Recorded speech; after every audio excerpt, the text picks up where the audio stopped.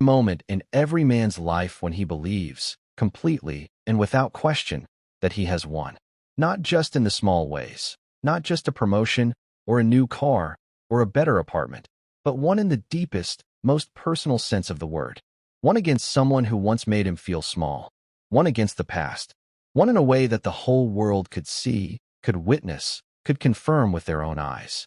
Marcus believed that moment had finally arrived on the morning of his wedding day. He had spent months preparing for it. He had chosen the venue carefully, booked the photographer with obsessive attention, arranged the guest list like a man staging a performance rather than celebrating a marriage. And somewhere near the bottom of that guest list, written in his own hand, was a name that didn't belong there. A name he had placed there on purpose, not out of forgiveness, not out of grace, but because he wanted her to sit in that room and watch him win. What Marcus never once considered, not even for a single second, was that she had spent the last 5 years preparing for this moment too. Before we go any further into this story, I need you to understand something. This is not a story about a wedding. It is not a story about a woman showing up to embarrass a man, or a man getting what he deserved at the altar. This is a story about what happens to people when they are broken down, dismissed, and told in the cruelest possible way that they are not enough, and what some of them choose to do with that pain when nobody is watching. The characters in this story are real. The events are real. The humiliation that started everything is real. The names have been changed to protect the privacy of the people involved, but everything you are about to hear happened. And as you watch this story unfold from beginning to end, I want you to hold 3 questions in the back of your mind. The first is this: why would a man invite the woman he humiliated to watch him get married? The second: what was Diana actually doing during the 5 years of silence that followed the worst night of her life? And the third question, the one that will stay with you long after this video ends, is this: when the limousine door opened and the guests turned to look, who exactly stepped out? Stay with me, because this story earns every single minute of your time. To understand what happened on that wedding day in the autumn of 2021, you have to go back much further than the invitation. You have to go back to a town called Ridgewood, Georgia, a mid-sized community about 45 minutes south of Atlanta, the kind of place where everybody knows the name of your father and your father's father, and they have already decided what kind of man you are going to be before you've had a chance to figure it out yourself. Marcus Allen grew up in Ridgewood as the oldest son of a car dealership owner named Gerald Allen, a man who measured everything in life by the standard of who was ahead of him and who was behind. Gerald Allen drove a newer car than his neighbors every single year without exception. Gerald Allen sat in the front pew at church not because he was the most devout man in the congregation, but because he had donated the new sound system and felt that the front pew was a reasonable return on that investment. Gerald Allen coached Marcus's Little League team not because he loved the sport, but because it put him in a position of authority over other men's sons, and he found that satisfying in a way he never quite examined out loud. Marcus watched all of this growing up and absorbed it the way children absorb everything. Not through instruction, but through observation, through repetition, through the slow and invisible process of learning what it means to be a man from the only man you know well enough to imitate. By the time Marcus was a teenager, he had already developed the habit his high school friends would later describe with a mixture of affection and unease. He always had to be the most impressive person in the room. Not the loudest, necessarily. Not the most aggressive, but the most impressive. The one whose car was slightly nicer, whose clothes fit slightly better, whose stories landed slightly bigger. It was a performance that required constant maintenance, and Marcus was disciplined about it in a way that most people his age simply were not. He graduated from a state university in Georgia with a business degree and a network of contacts. He had cultivated the way other students cultivated friendships, strategically, with an eye toward what each relationship could eventually produce. He landed a mid-level management position at a logistics company in Atlanta by the time he was 28, and by 30 he had the house, the salary, the social circle, and the reputation he believed a man of his caliber deserved.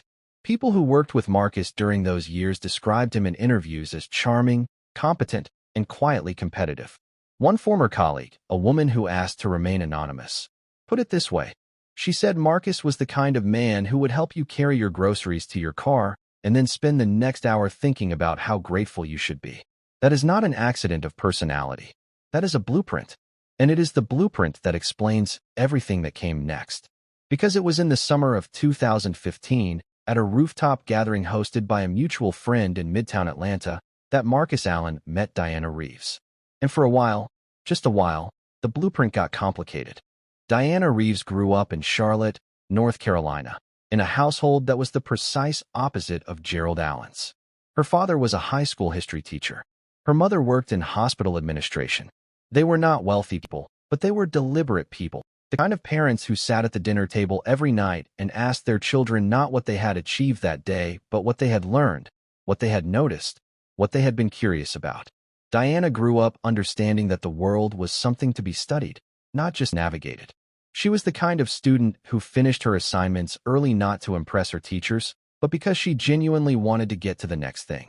She enrolled at the University of North Carolina at Chapel Hill and graduated with a degree in business administration and a minor in finance, carrying a GPA that her academic advisor told her, without exaggeration, was among the strongest she had seen from a student in her department in a decade. After graduation, Diana moved to Atlanta for a junior analyst position at a financial consulting firm, and she spent the next 3 years building exactly the kind of quiet, methodical competence that does not photograph well for social media, but compounds over time in ways that eventually become undeniable. When she met Marcus at that rooftop party in 2015, she was 27 years old and genuinely impressive in a way that had nothing to do with performance. She was warm. She was funny. She was the kind of person who remembered the details of conversations from weeks earlier and brought them back up in ways that made you feel like you mattered. Marcus was drawn to her immediately. And to his credit, in those early months, the attraction appeared to be genuine on both sides. They dated seriously. They were good together in the ways that count. They could talk for hours. They made each other laugh. They pushed each other in directions neither had considered alone. Diana's friends from that period say she was happier with Marcus than they had ever seen her. And Marcus, by the account of people closest to him, appeared for a time to be something approaching a better version of himself. But here is the thing about people who build their identity around being the most impressive person in the room. When someone in their immediate orbit starts to outgrow them, when someone they were supposed to be ahead of begins to pull even, and then slightly ahead, something shifts. Not immediately, not dramatically, but it shifts. By 2017, Diana had been promoted twice at her firm. She had been asked to lead a project that her senior partners publicly praised in a company-wide meeting. She had begun to develop a reputation in Atlanta's business community as someone worth knowing. And Marcus, who had not received a promotion in 18 months, and who had watched 2 colleagues he considered his inferiors advance past him in the company structure, struggling with something he did not have the emotional vocabulary to name. He did not say any of this out loud. Instead, he began to undercut Diana in small ways. A dismissive comment about her work at dinner, a subtle eye roll when she talked about a professional win, the quiet withdrawal of the enthusiasm he had once offered freely. Diana noticed. She asked him about it directly, more than once, the way people do when they love someone and believe that honesty is the foundation of something real. Marcus deflected every time. He was fine. She was imagining it. She was being too sensitive. The words that men use when they do not want to confront the thing they are actually feeling. And Diana heard them so many times over the following year that she began, slowly and painfully, to believe them. She began to shrink herself in ways she did not fully recognize until much later.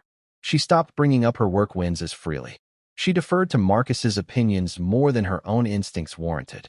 She loaned him $4,000 when he told her he had a short-term cash flow problem, and she did not ask about it again because she could see that asking made him uncomfortable.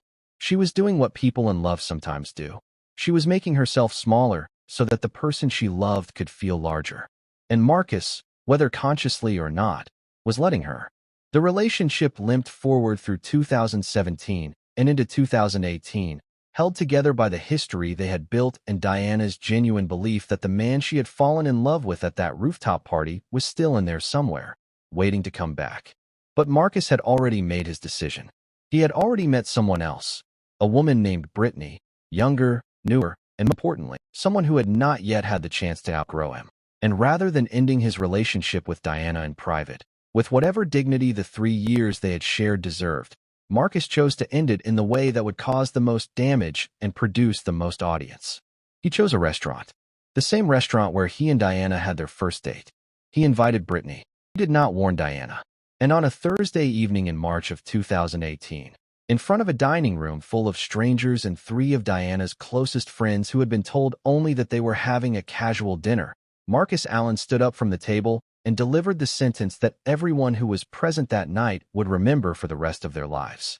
He looked Diana directly in the eyes, and he said, "And I want you to hear this clearly," he said. "I just wanted you to know that I upgraded. I hope you find someone in your league." Then he turned, took Brittany's hand, and walked out of the restaurant. Diana sat at that table for a long moment. Her friends say she did not cry. She did not raise her voice. She looked at the door Marcus had just walked through, and then she looked down at her hands, and then she said, very quietly, "Can we get the check?" She drove home alone that night. She did not call Marcus. She did not send a message. She did not post anything on social media. And over the following weeks, her accounts went quiet. Her number went unanswered, and Diana Reeves, as far as Marcus Allen was concerned, simply disappeared. Before we go any further into this story, let us know in the comments where you are watching from. We would love to hear from you. And if you have not already, hit that subscribe button so you never miss any of our upcoming videos. Now let us get back to the story. For the first year after the breakup, Marcus barely thought about Diana. Or at least, that is what he told Ray, his closest friend from college, the groomsman who would later describe these events in detail to people who asked. Marcus had Brittany. He had a new apartment. He had moved on, or so the performance required him to claim. But somewhere around the 18-month mark, something shifted in Marcus that he could not quite explain to himself, and certainly could not explain to anyone else. He started looking Diana up online. Not every day, not obsessively, but regularly enough that when her social media profiles went sparse and then essentially dormant, he noticed, and the noticing produced a feeling he chose to interpret as satisfaction. He assumed the quiet meant collapse. He assumed the absence meant she was somewhere struggling, somewhere broken, somewhere trying to reassemble a life he had walked away from without looking back. This is a thing that certain kinds of people do. They measure their own progress by the suffering of the people they left behind, and when that suffering is not visible, they invent it. Marcus invented Diana's struggle the way a man invents a victory when no one was actually keeping score. He talked about her occasionally with Ray, not warmly, not with regret, but with the casual dismissiveness of a man who wants you to know he has not been affected by something that has clearly affected him. Ray would later describe Marcus's references to Diana as checking the scoreboard when nobody asked. That is a precise description, because that is exactly what Marcus was doing. And when, in the spring of 2020, Marcus finally proposed to Brittany on a beach in Hilton Head with a ring he had spent 3 months selecting for maximum visual impact, the scoreboard was the first thing he thought of. He had won. He needed Diana to know he had won. The engagement announcement went up on Instagram within hours of the proposal. It was a stunning photograph. Brittany's hand extended toward the camera, the ring catching the late afternoon light. Marcus grinning behind her with the ease of a man who has rehearsed looking relaxed. The post received hundreds of comments within the first 24 hours. Colleagues, family, acquaintances from college, people Marcus had not spoken to in years. They all poured into the comment section with the enthusiasm that social media demands from these moments. And Marcus, scrolling through those comments the following morning over coffee, stopped cold when he saw a name near the bottom of the thread. Diana Reeves had liked the post. Just a like. No comment. No message. Just a small, quiet acknowledgement that she had seen it. Marcus clicked on her profile immediately. What he found there, or more precisely, what he did not find there, set in motion the plan that would define the next 18 months of his life. Diana's profile was sparse. A handful of posts over the past 2 years. No relationship status. No job title in her bio. No photographs from vacations or events or the kind of curated professional achievements that people Marcus's age broadcast on social media to signal that they are doing well. To Marcus, looking at that sparse profile with the eyes of a man who had spent his entire life reading people's worth through their visible output, it looked like the profile of someone who had not done much worth photographing. It looked, to him, like someone who had gone quiet for a reason. And that reading, that completely, catastrophically wrong reading, is what planted the seed of the cruelest invitation Marcus Allen would ever send. He began planning the wedding in earnest in the late summer of 2020, and he threw himself into the details with an energy that Brittany found flattering and Ray found privately, slightly alarming. The venue was a historic estate outside Atlanta that had hosted 3 notable events in the previous decade, the kind of place that appeared in wedding magazines and carried a price tag that required a payment plan. 200 guests were invited, a number that was not about intimacy but about audience. Marcus personally reviewed the guest list multiple times, adding and removing names with the precision of a film director casting a scene. He wanted the right people in the room. He wanted people who would see what he had built. And sometime in January of 2021, 9 months before the October wedding date, Marcus Allen sat at his kitchen table late in the evening, while Brittany was asleep upstairs, and he hand-wrote an invitation to Diana Reeves. He addressed it to the apartment he had looked up through a mutual acquaintance, a detail that required effort, which tells you something important about the weight this invitation carried for him. Inside the envelope, along with the formal invitation to the ceremony and reception, he included a handwritten note on his personal stationery. The note said, "No hard feelings after all this time. Hope you're well, and hope to see you there." It was signed with his name. He sealed the envelope, affixed the stamp himself, and dropped it in a mailbox on his way to work the following morning. When Ray asked him about the invitation weeks later, Marcus described it as a gesture of maturity. He said he and Diana had history, and it felt right to include her. Ray did not believe him. Ray knew Marcus well enough to know that nothing Marcus did in the direction of Diana Reeves had ever been about maturity. But he said nothing, because that is what friends sometimes do when they suspect someone they love is about to make a mistake they cannot be talked out of.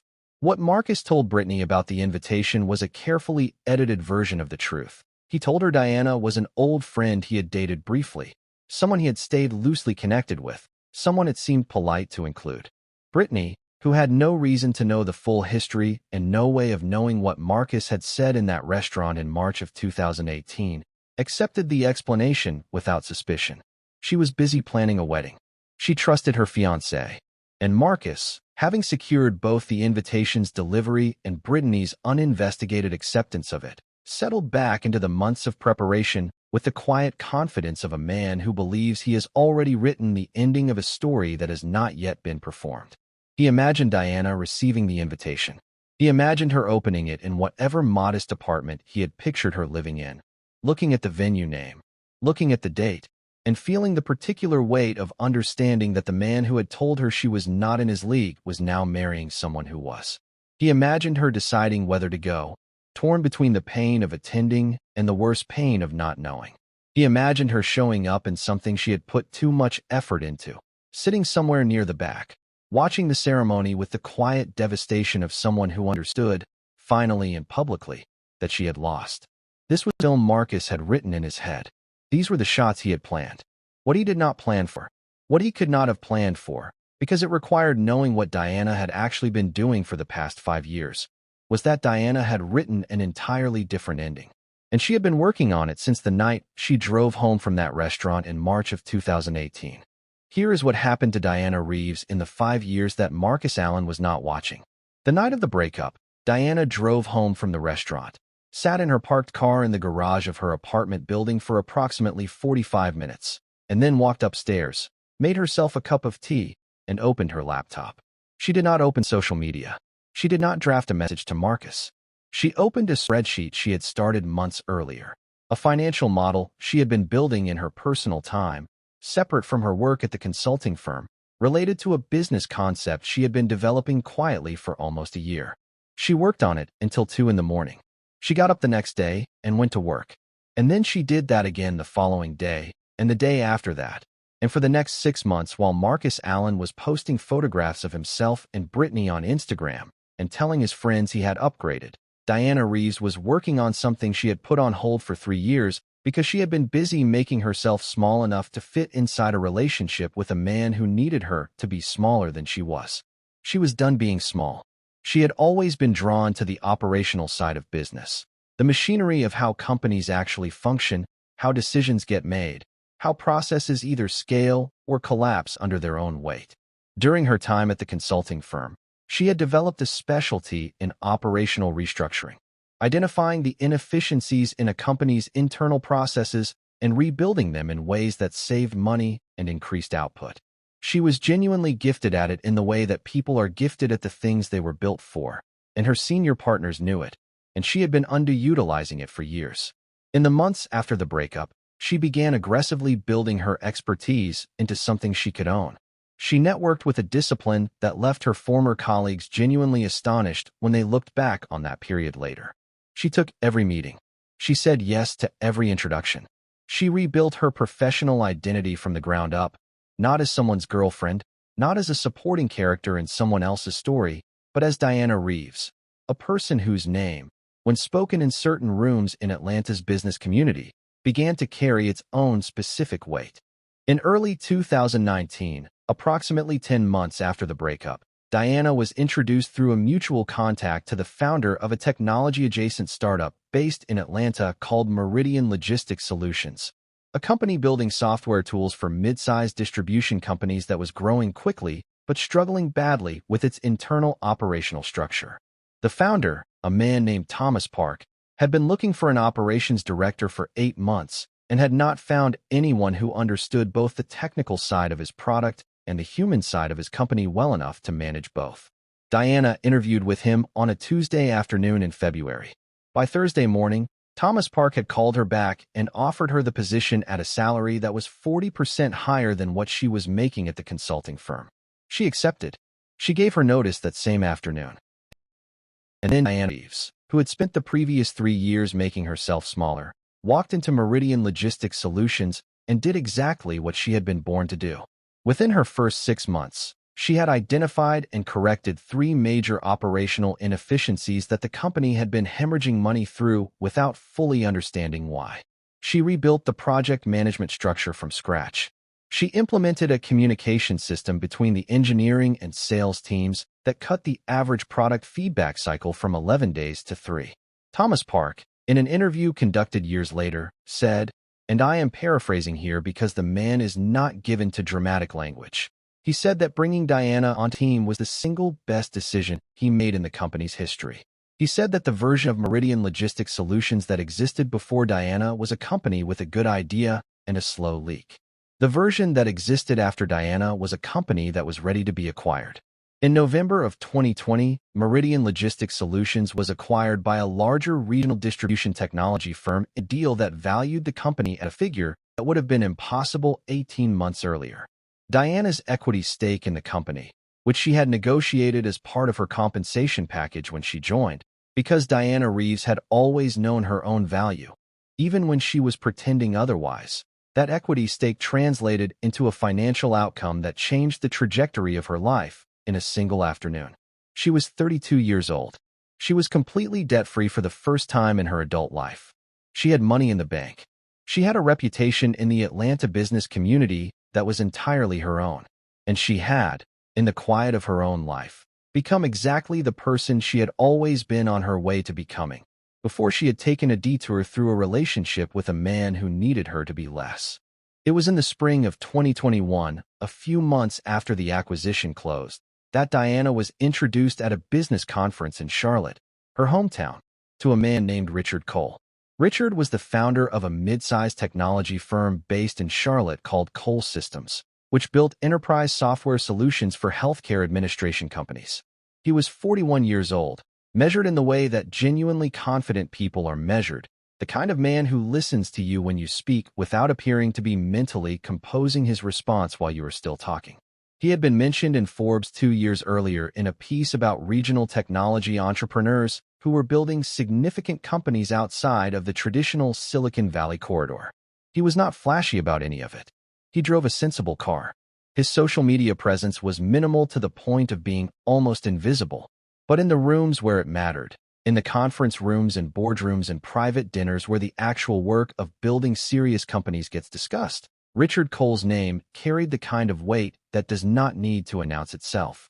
Diana and Richard were introduced by a mutual colleague at a panel discussion on operational efficiency in healthcare technology.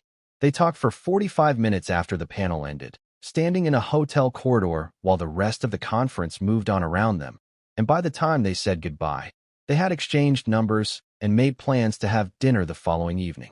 They dated long distance for 4 months before Diana agreed to relocate to Charlotte, a decision she made not because Richard asked her to, but because Charlotte made sense for the next chapter of her professional life, and Richard Cole happened to be a person she wanted to build that chapter with.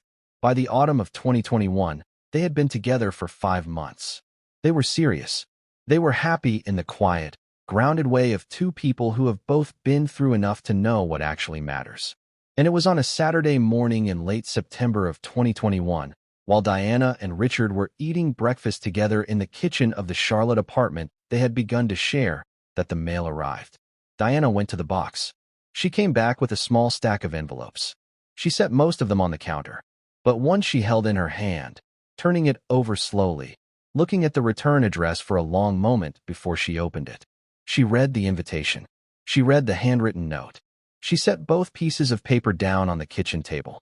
She poured herself a second cup of coffee, and then she looked across the table at Richard and she said, in a tone that her friends would later describe as the calmest, most deliberate thing she had ever said in her life, she said, "I think we have a wedding to go to." Richard looked at her. He asked whose wedding. She told him the short version of the story, not with bitterness, not with drama, just the facts, stated plainly. Richard listened the way he always listened. When she finished, he nodded once. He asked when it was. She told him. He said, "I'll clear my calendar." And then Diana Reeves picked up her phone and made 2 calls. The first was to RSVP yes to Marcus Allen's wedding. The second was to a limousine company in Atlanta. The morning of October 16th, 2021, arrived in Atlanta with the particular quality of light that makes the South look like a painting in the fall, amber and warm and soft-edged, the kind of morning that suggests everything is going to be exactly as it should be. Marcus Allen woke up in the bridal suite of the Hargrove estate, the historic venue he had booked 18 months in advance, at 7:15 in the morning, and by the account of the 3 groomsmen who spent that morning with him, he was in a better mood than any of them had expected. Not nervous better, not relieved better, satisfied better. The kind of better that belongs to a man who believes the day is already going the way he planned it. He had slept well. He had gotten a haircut the day before. His suit had been tailored and pressed and was hanging on the back of the suite door. He ate the breakfast that the venue's catering staff delivered: eggs, toast, orange juice, with the unhurried ease of a man who had done everything he needed to do and was simply waiting for the world to catch up with his preparation. Ray arrived at 8:30 with the other groomsmen, and according to Ray, one of the first things Marcus said after they exchanged greetings was, "And I want you to hear the precision of this." Marcus looked at Ray and said, "You think she comes?" Ray told him later he had known immediately who Marcus meant. There was only one she that carried that specific weight in Marcus's voice. Ray said he told Marcus he didn't know, and Marcus smiled and said, "Either way, I'm good. If she doesn't come, she couldn't face it. If she does." He let the sentence trail off, but the smile finished it for him. Ray said he poured himself a glass of champagne at that point and changed the subject, because there was nothing useful he could say in response to something like that on a man's wedding morning. The Hargrove estate was genuinely beautiful in the way that money and history together tend to produce. The main ceremony hall was a converted carriage house with stone walls and original oak beams, dressed for the occasion in white and ivory, and the particular shade of sage green that had been Brittany's color scheme for the better part of 2 years. 200 white wooden chairs were arranged in precise rows. White flowers cascaded from every available surface. A string quartet had been warming up since 9 in the morning, their music floating out through the venue's propped open doors and into the courtyard where early arriving guests were beginning to gather with the slow, social ease of people who are happy to be somewhere beautiful on a Saturday afternoon. The guest list was exactly what Marcus had assembled it to be: a cross-section of his professional world, his family, Brittany's family and friends, and the carefully selected handful of his social circle whose presence would confirm, to anyone paying attention, that Marcus Allen had built a life worth witnessing. Guests arrived in waves between 11 and 12:30. They were greeted by ushers, directed to their seats, offered programs printed on heavy cream-colored paper. The atmosphere was warm and elegant and precisely calibrated. And at 12:47 in the afternoon, while most of the guests were already seated and the string quartet had transitioned to the prelude music that signals a ceremony is approximately 15 minutes from beginning, something changed in the courtyard outside the main entrance of the Hargrove estate. The change was not announced. It did not begin with a sound or a word. It began with the slow and unmistakable appearance of a long black stretch limousine, turning through the estate's private entrance gate and moving with unhurried certainty up the stone driveway toward the main entrance. Several guests who were still in the courtyard stopped their conversations and turned to look. Limousines were not unusual at events like this. A few guests had arranged car services, and the venue itself occasionally used town cars for logistics. But this particular limousine was different in the way that the space around a genuinely significant moment is always different, even when you cannot yet articulate why. There is something in the quality of attention it commands. Guests turned to look, found that they kept looking, even before the car stopped, even before the door opened, in the way that people sometimes feel the significance of a moment slightly ahead of understanding it. The limousine came to a smooth stop at the main entrance. The driver stepped out, walked with professional calm around the length of the vehicle, and opened the rear door. Diana Reeves stepped out of that limousine the way a woman steps out of a vehicle when she has spent 5 years becoming exactly who she was always supposed to be and has nothing left to perform for anyone. She was wearing a deep burgundy dress, not white, nothing even adjacent to bridal territory, because Diana was not there to compete with the bride, and she never had been.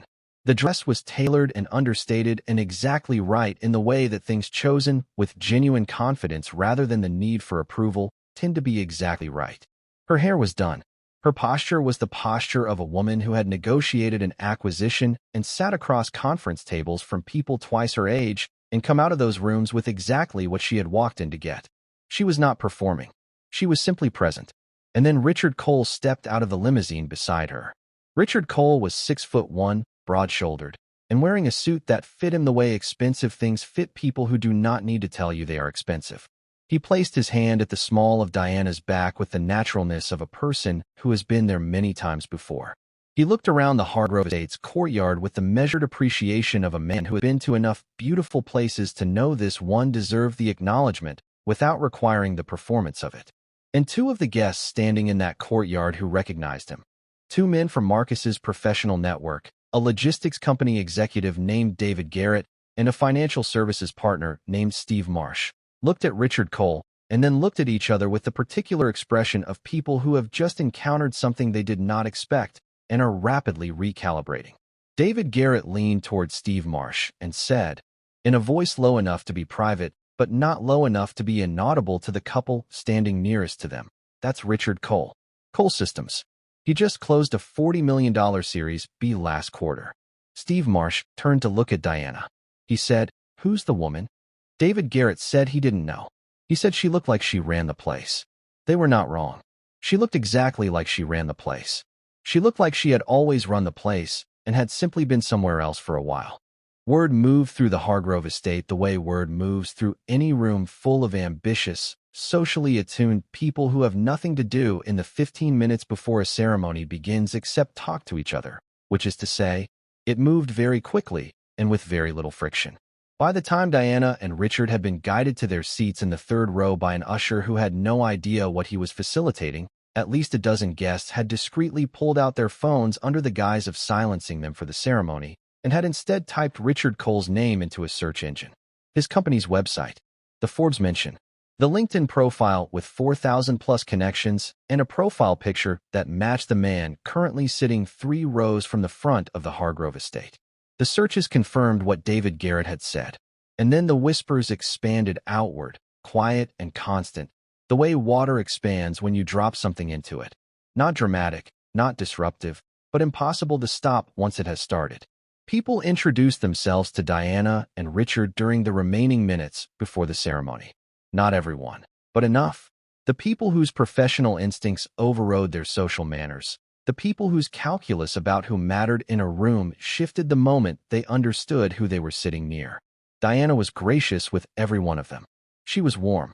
She asked about people's families and their work, and she remembered their names after a single introduction. She was the best version of herself in that room, not because she was trying to be, but because she had spent 5 years building a life that left her with nothing to hide and nothing to prove. And that ease, that quiet, earned, completely unforced ease, was the most powerful thing in the Hargrove estate's ceremony hall by the time the string quartet shifted into the processional music and the ceremony of Marcus Allen's carefully planned wedding day officially began. Upstairs in the suite where Marcus was waiting with his groomsmen for the signal to take his place at the altar, Ray found him at 12:55.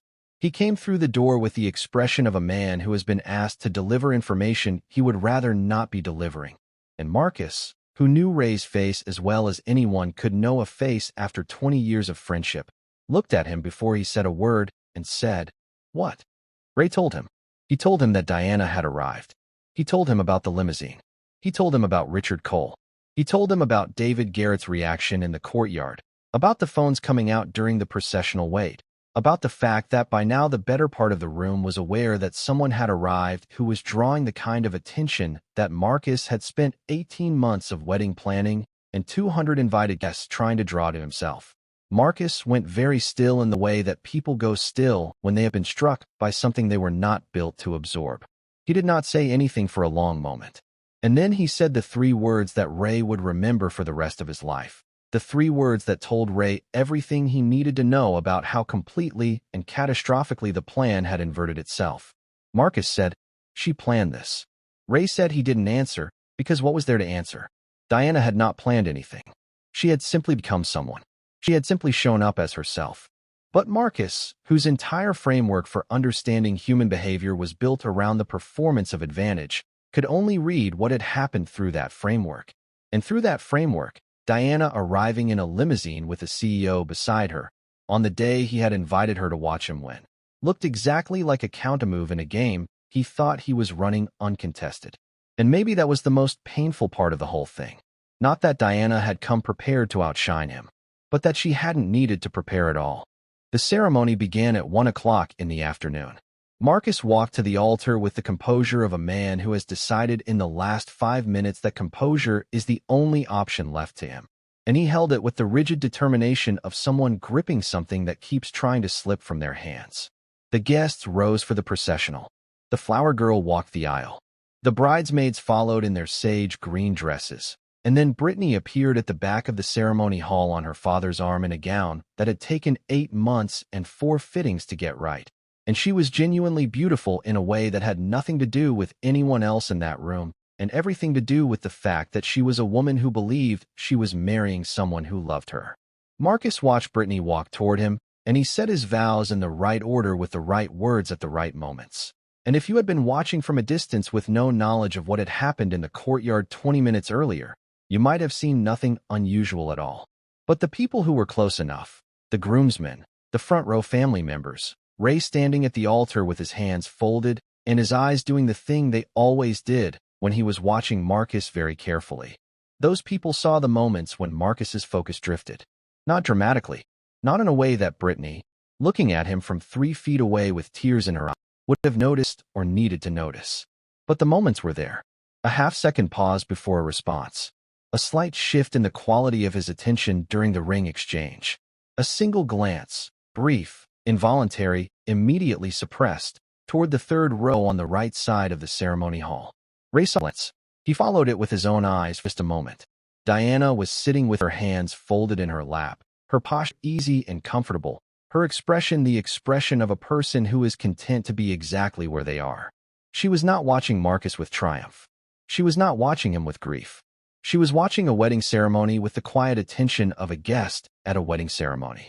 Nothing more, nothing less. And that absolute, unperformative calm, was the thing that Marcus could not reckon with. He had built his entire plan around an image of Diana watching him from a place of loss. He had needed her to be watching from loss. And she was watching from somewhere else entirely. Somewhere he did not have a name for and had never managed to reach himself. The ceremony lasted 35 minutes. The couple was pronounced married. The guests applauded. The string quartet played the recessional. Marcus and Brittany walked back up the aisle arm in arm, and the photographs that were taken in that moment show exactly what a wedding photograph is supposed to show. A smiling couple, a beautiful venue, a room full of people celebrating. The reception followed in the Hargrove Estate's main ballroom, and it was by any objective measure exactly what Marcus had wanted it to be, a statement. The flowers were extraordinary. The catering was extraordinary. The lighting was extraordinary. A four-piece band played during cocktail hour, and a DJ took over after dinner with a playlist that Marcus had personally reviewed and approved. The bar was open and generous, and the guests were fed and happy, and the whole machinery of an expensive, carefully orchestrated celebration was running exactly as it had been designed to run. And in the middle of all of it, Diana Reeves was simply present.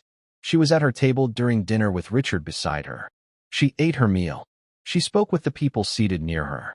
She laughed at something the person to her left said, a genuine laugh, easy and unguarded, the laugh of someone who is enjoying themselves. Several of Marcus's professional contacts made their way to her table during the cocktail hour, introduced themselves, exchanged cards. Richard Cole received 3 separate requests for introductory conversations from people who had identified him during the ceremony wait and had been waiting for a socially appropriate moment to approach. He handled each one with the same measured warmth, engaged genuinely, and never once behaved in the way of a man who knows he is the most interesting person in a room, which is, of course, the precise behavior of the most interesting person in the room. Brittany, at her own wedding, surrounded by 200 people who had come specifically to celebrate her, was, through no one's design or intention, not the most discussed person in the ballroom during cocktail hour. And that, more than anything else about that day, is the thing that Marcus Allen was going to have to live with for a very long time.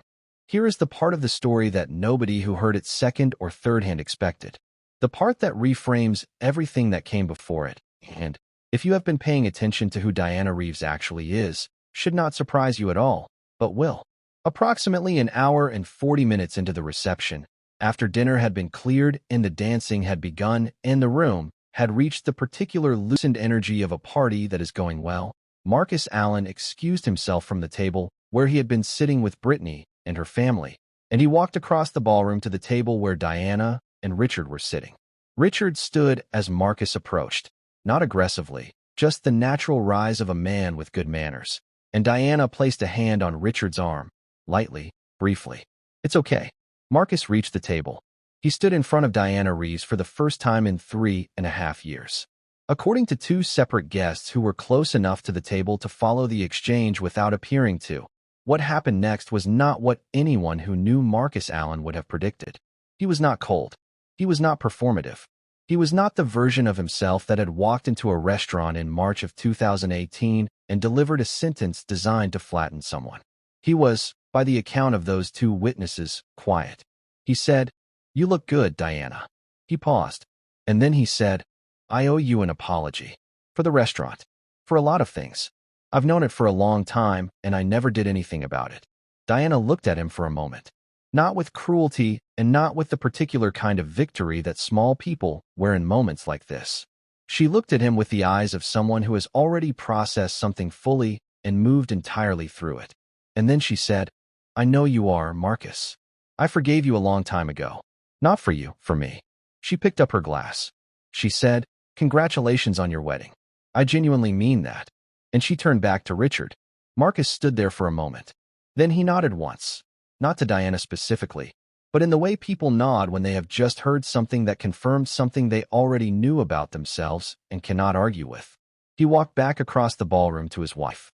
Ray, who had watched the entire exchange from across the room, said that when Marcus sat back down at the table, he looked like a man who had finally put something down that had been too heavy to carry and too familiar to let go of. He said Marcus did not bring it up again for the rest of the evening. He said that in 20 years of knowing Marcus Allen, that was the first time he had ever seen him let something go without needing to win it first. Diana and Richard left the reception at 10 o'clock. They walked out of the Hargrove estate's main entrance together, and the limousine that had brought them was there waiting, exactly where it was supposed to be. The driver opened the door. They got in, and the limousine moved back down the same stone driveway it had come up hours earlier, through the same gate, and out into the ordinary autumn evening of a city that had no idea what had just happened inside one historic estate on its outskirts. Diana texted a close friend that night, a woman named Angela, who had been one of the 3 friends sitting at that restaurant table in March of 2018. The text said, "We went. It was fine. I'm good." Angela, who had spent 3 years watching Diana rebuild herself from that night forward, called her immediately. She asked what it was like. Diana thought about it for a moment, and then she said, And this is the part of this story that I think deserves to be the last thing you hear, because it is the truest sentence in the whole of it. Diana said, "It wasn't about him anymore. It hasn't been about him for a long time. I just needed to show up as myself. That is it. That is the whole story, wrapped in a single sentence. She just needed to show up as herself. Not as a response to Marcus. Not as a correction to what he had said about her. Not as a performance of success designed to land in his face the way his performance had been designed to land in hers. She needed to show up as herself. The self she had built in 5 years of unglamorous, unwitnessed, unposted, completely unglamorous daily work. And let that be enough. And it was. It was more than enough. It was, by every account of every person who was in that room on October 16th, 2021, more than enough. Here is what I keep coming back to when I sit with this story. Marcus spent years building a version of success that required an audience. He needed people to see the house, the ring, the venue, the guest list, the woman on his arm, because without an audience, he could not fully confirm to himself that any of it was real. Diana spent 5 years building a version of success that had no audience at all. She built it in empty apartments and late-night spreadsheets and conference rooms and negotiation tables, and in the quiet accumulation of competence and integrity and self-knowledge that does not photograph well and does not belong on a highlight reel. And when those two versions of success met in the same room on a Saturday afternoon in Georgia, the difference between them was not about the limousine, and it was not about Richard Cole, and it was not about the whispers moving through the cocktail hour. The difference was visible in the way Diana moved through that room, the ease of someone who does not need the room to confirm anything for her. And the way Marcus moved through, the careful, controlled, perpetually watchful gaze of a man who needs the room to keep telling him he is who he says he is. That is the difference. That has always been the difference. The people who try to diminish you are often the ones most desperate for the confirmation that you can no longer provide them. And the best thing you can do, the only thing that ever actually works, is to go build something real and then show up as yourself when the moment arrives. You do not have to plan for that moment. You do not have to engineer it. If you have done the work, the moment will take care of itself. And now I want to hear from you. What did this story make you feel? Was there a moment in this story that you recognized from your own life? Drop it in the comments. I read every single one. And if you are watching this and you have never subscribed to this channel, now is the time. Thanks for watching.